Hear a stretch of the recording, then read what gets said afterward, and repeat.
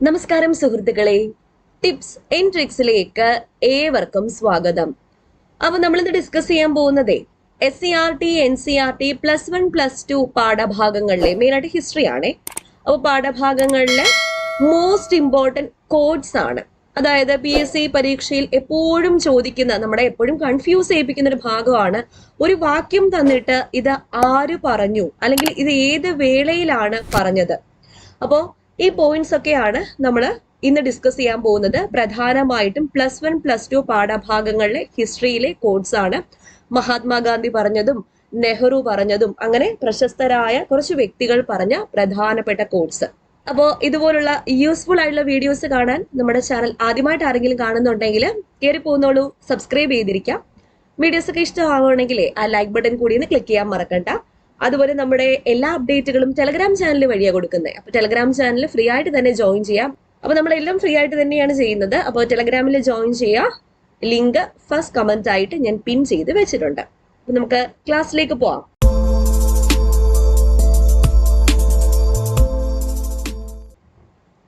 ഈ വാക്യം ആരുടേതാണ്? ആദ്യത്തേത്, ഞാൻ എതിർക്കുന്നത് യന്ത്രങ്ങളെയല്ല, യന്ത്രങ്ങളോടുള്ള ഭ്രമത്തെയാണ്.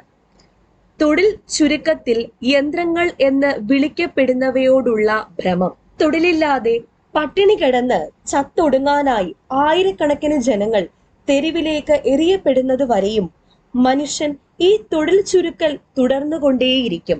ഇത് SCRT NCRT +1 എക്കണോമിക്സ് ചാപ്റ്റർ 7 തൊഴിൽ വളർച്ചയും അനൗപചാരിക വൽക്കരണവും മറ്റു പ്രശ്നങ്ങളും എന്ന ചാപ്റ്ററിൽ ആര് പറഞ്ഞ കോട്ടാണ് ഇത്? മഹാത്മാ ഗാന്ധി. ഗാന്ധിജി പറഞ്ഞ കോട്ടാണ്. ഞാൻ എതിർക്കുന്നത് യന്ത്രങ്ങളെയല്ല, യന്ത്രങ്ങളോടുള്ള ഭ്രമത്തെയാണ്. ഭ്രമം എന്ന് പറയുമ്പോൾ അതിയായ ആസക്തി. അപ്പൊ തൊഴിൽ ചുരുക്കൽ യന്ത്രങ്ങളെ എന്ന് വിളിക്കപ്പെടുന്നവയോടുള്ള ഭ്രമം. തൊഴിൽ ചുരുക്കൽ യന്ത്രങ്ങളെന്ന് വിളിക്കപ്പെടുന്നവയോടുള്ള ഭ്രമം. അതായത് മാൻ പവേഴ്സ് കുറയ്ക്കാൻ വേണ്ടിയിട്ട് മെഷീനറീസ് യൂസ് ചെയ്യുക, അതിനെതിരെയാണ് ഇദ്ദേഹം വാദിച്ചത്. തൊഴിലില്ലാതെ പട്ടിണി കിടന്ന് ചത്തൊടുങ്ങാനായി ആയിരക്കണക്കിന് ജനങ്ങൾ തെരുവിലേക്ക് എറിയപ്പെടുന്നത് വരെയും മനുഷ്യൻ ഈ തൊഴിൽ ചുരുക്കൽ തുടർന്നുകൊണ്ടേയിരിക്കും. ഓക്കെ, അടുത്ത കോട്ട് +1 എക്കണോമിക്സ് ചാപ്റ്റർ 10 ഇന്ത്യയുടെ വികസന അനുഭവങ്ങൾ അയൽ രാജ്യങ്ങളുമായി ഒരു താരതമ്യം എന്ന ചാപ്റ്ററിൽ പറഞ്ഞിരിക്കുന്ന ഒരു കോട്ടാണ്. ഭൂമിശാസ്ത്രം നമ്മെ അയൽക്കാരാക്കി, ചരിത്രം നമ്മെ മിത്രങ്ങളാക്കി, ധനതത്വശാസ്ത്രം നമ്മെ പങ്കാളികളാക്കി, ആവശ്യകത നമ്മെ സഖ്യകക്ഷികളാക്കി. ഇപ്രകാരം ദൈവം യോജിപ്പിച്ചവരെ മനുഷ്യൻ വേർപെടുത്താതിരിക്കട്ടെ. ഇപ്രകാരം പറഞ്ഞത് ആരാണ്? John F Kennedy. ഒരു കവിത പോലെയാണ് ഇദ്ദേഹം പറഞ്ഞിരിക്കുന്നത്. അപ്പം ഭൂമിശാസ്ത്രം നമ്മെ അയൽക്കാരാക്കി, ചരിത്രം നമ്മെ മിത്രങ്ങളാക്കി, ധനതത്വശാസ്ത്രം നമ്മെ പങ്കാളികളാക്കി, ആവശ്യകത നമ്മെ സഖ്യകക്ഷികളാക്കി. ഇപ്രകാരം ദൈവം യോജിപ്പിച്ചവരെ മനുഷ്യൻ വേർപെടുത്താതിരിക്കട്ടെ എന്ന് പറഞ്ഞതാരാ? John F കെന്നഡിയാണ്.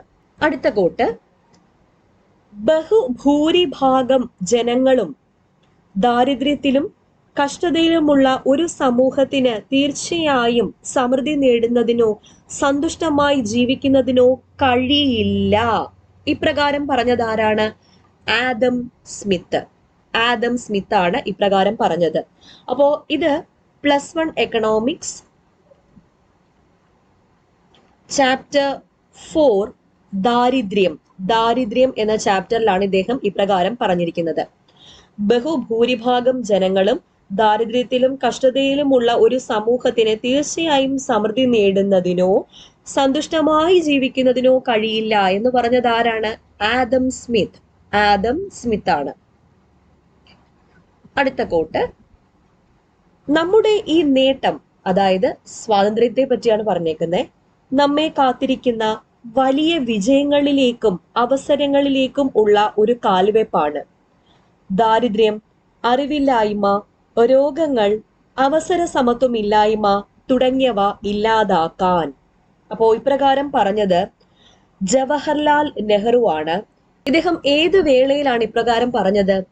1947 ഭരണഘടനാ നിർമ്മാണ സഭയെ സംബോധന ചെയ്തുകൊണ്ട് പണ്ഡിറ്റ് ജവഹർലാൽ നെഹ്റു പറഞ്ഞ വാക്കുകളാണ് ഇത്.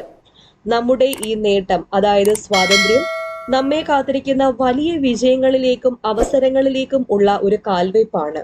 ദാരിദ്ര്യം, അറിവില്ലായ്മ, രോഗങ്ങൾ, അവസര സമത്വമില്ലായ്മ തുടങ്ങിയവ ഇല്ലാതാക്കാൻ.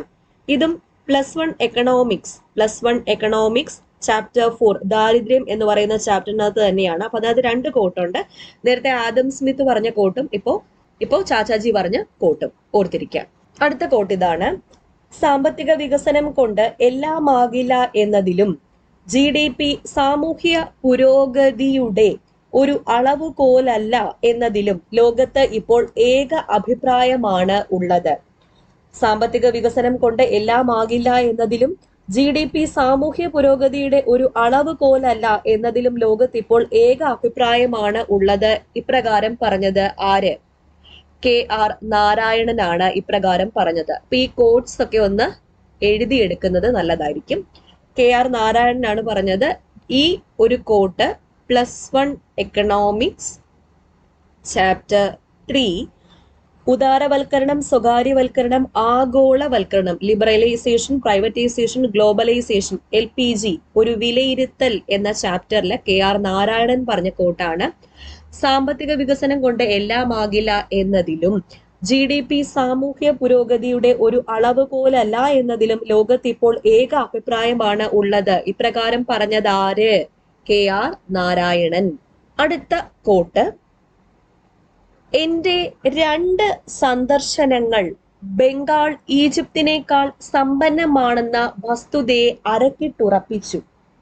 ബംഗാളിൽ നിന്ന് പരുത്തി, പട്ട്, അരി, പഞ്ചസാര, വെണ്ണ എന്നിവ ധാരാളമായി കയറ്റുമതി ചെയ്തിരുന്നു.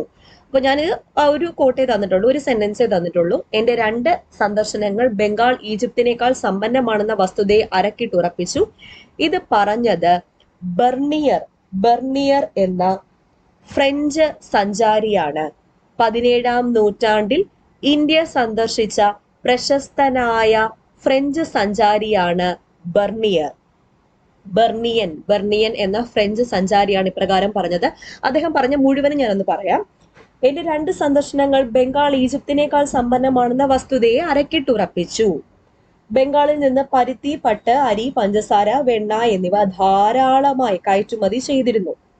ഗോതമ്പ്, പച്ചക്കറികൾ, ധാന്യങ്ങൾ, താറാവ്, കോഴി, വാത്ത തുടങ്ങിയവയെ സ്വന്തം ആവശ്യങ്ങൾക്കായി ധാരാളമായി ഉൽപ്പാദിപ്പിച്ചു.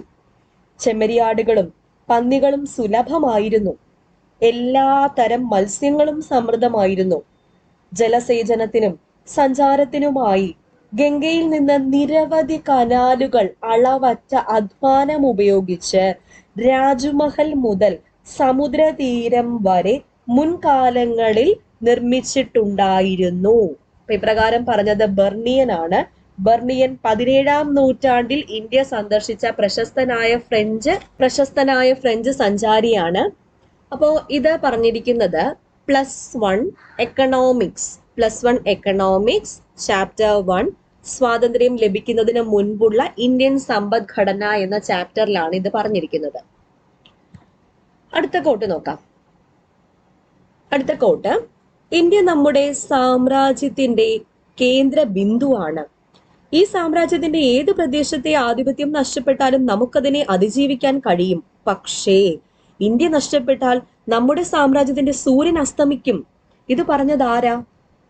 വിക്ടർ അലക്സാണ്ടർ ബ്രൂസ് ആണ് ഇപ്രകാരം പറഞ്ഞത്. ആരാണ് ഇദ്ദേഹം? 1894-ലെ ബ്രിട്ടീഷ് ഇന്ത്യൻ വൈസ്രോയി ആയിരുന്നു വിക്ടർ അലക്സാണ്ടർ ബ്രൂസ്. ഇന്ത്യ നഷ്ടപ്പെട്ടാൽ നമ്മുടെ സാമ്രാജ്യത്തിന്റെ സൂര്യൻ അസ്തമിക്കും എന്നാണ് ഇദ്ദേഹം പറഞ്ഞത്. അടുത്ത കോട്ട്: ഇന്ത്യയിൽ മറ്റ് ഏത് രാജ്യത്തെയും രാഷ്ട്രീയത്തിൽ ഇല്ലാത്ത തോതിലുള്ള സ്വാധീനമാണ് വീരാരാധനയ്ക്ക് ഇന്ത്യൻ രാഷ്ട്രീയത്തിൽ ഉള്ളത്. പക്ഷേ രാഷ്ട്രീയത്തിൽ വീരാരാധന അധപ്പതനത്തിലേക്കും ക്രമേണ സ്വേച്ഛാധിപത്യത്തിലേക്കും വഴുതി പോകാനുള്ള ഒരു മാർഗമാണ്. ഇത് +2 പൊളിറ്റിക്കൽ സയൻസ് ചാപ്റ്റർ 2 ഏകകക്ഷി മേധാവിത്വ കാലഘട്ടം അതിൽ തന്നിരിക്കുന്ന കോട്ടാണ്. ഇത് പറഞ്ഞത് ബാബാ സാഹിബ് ഡോക്ടർ BR അംബേദ്കർ ആണ്. Baba Sahib doctor BR Ambedkar. എപ്പോഴാ അദ്ദേഹം ഇപ്രകാരം പറഞ്ഞത്? 1949 നവംബർ 25 ഭരണഘടനാ നിർമ്മാണ സമിതിയിൽ നടത്തിയ പ്രസംഗത്തിൽ ബാബാ സാഹിബ് ഡോക്ടർ BR അംബേദ്കർ ആണ് ഇപ്രകാരം പറഞ്ഞത്. ഇന്ത്യ ചരിത്രത്തിലെ നിർണായക ഘട്ടത്തിലാണ് നാം ഇപ്പോഴുള്ളത്. കൂട്ടായ പരിശ്രമത്തിലൂടെ നമുക്ക് രാജ്യത്തെ പുതിയ മഹത്വത്തിലേക്ക് എത്തിക്കണം.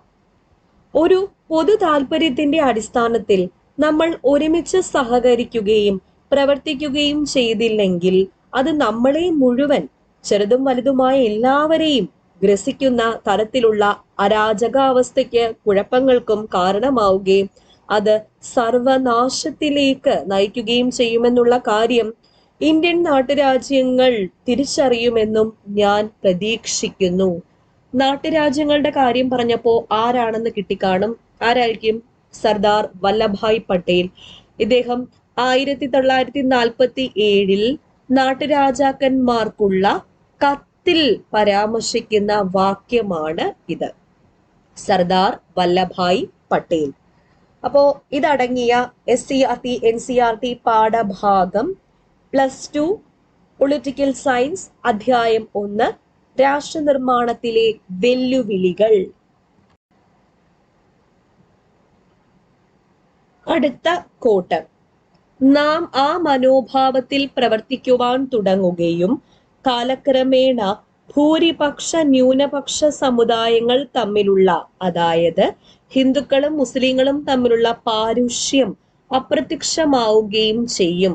അപ്പോ ഹിന്ദു മുസ്ലിം, അപ്പോ ഇങ്ങനെ പറഞ്ഞിട്ടുള്ളത് ആരാണ്? മുഹമ്മദ് അലി ജിന്നയാണ്. മുഹമ്മദ് അലി ജിന്ന. ഇദ്ദേഹം ഇപ്രകാരം പറഞ്ഞത് 1947 ഓഗസ്റ്റ് 11 കറാച്ചിയിലെ പാകിസ്ഥാൻ ഭരണഘടനാ നിർമ്മാണ സഭയിൽ നടത്തിയ അധ്യക്ഷ പ്രസംഗത്തിൽ മുഹമ്മദ് അലി ജിന്നയാണ് ഇപ്രകാരം പറഞ്ഞത്. ഇതടങ്ങിയ SCRT NCRT പാഠഭാഗം നേരത്തെ പറഞ്ഞത് തന്നെയാണ്, പൊളിറ്റിക്കൽ സയൻസ് +2. അടുത്ത കോട്ട്. ഭാഷാ പ്രവിശ്യകൾ രൂപീകരിച്ചാൽ അത് പ്രാദേശിക ഭാഷകൾക്കുള്ള ഒരു പ്രോത്സാഹനമായിരിക്കും. ഹിന്ദുസ്ഥാനിയെ എല്ലായിടത്തും ബോധന മാധ്യമമാക്കുന്നത് അസംബന്ധമായിരിക്കും. അതുപോലെ ഈ ഉദ്ദേശത്തിന് വേണ്ടി ഇംഗ്ലീഷ് ഉപയോഗിക്കുകയാണെങ്കിൽ അത് അതിലും വലിയ അസംബന്ധമായിരിക്കും. ഇപ്രകാരം പറഞ്ഞത് മഹാത്മാഗാന്ധിയാണ്. 1948 ജനുവരി മാസം അദ്ദേഹം പറഞ്ഞ ഒരു കോട്ടാണ് ഇത്. സ്വാതന്ത്ര്യം കിട്ടിയതിനൊക്കെ ശേഷം ഭാഷാ പ്രവിശ്യകൾ രൂപീകരിക്കുന്നതിനെ പറ്റി, ഇതും ആ സെയിം ചാപ്റ്റർ തന്നെയാണ്. അപ്പൊ അതിനകത്ത് 1-2 കോട്ട്സ് ഉണ്ട്, ഓർത്തിരിക്കാം. അടുത്ത കോട്ട സെയിം ചാപ്റ്ററിൽ നിന്ന് തന്നെ ഉള്ളതാ. നമുക്കൊരു മുസ്ലിം ന്യൂനപക്ഷമുണ്ട്.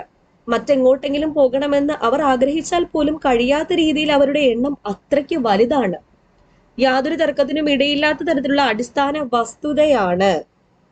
പാകിസ്ഥാനിൽ നിന്നും എന്തൊക്കെ പ്രകോപനം ഉണ്ടായാലും, എന്തൊക്കെ അവമതിയും ക്രൂരതയും അവിടുത്തെ ആ മുസ്ലിങ്ങളോട് കാട്ടിയാലും ഈ ന്യൂനപക്ഷത്തോടുള്ള നമ്മുടെ പെരുമാറ്റം തികച്ചും അന്തസ്സുറ്റതായിരിക്കണം.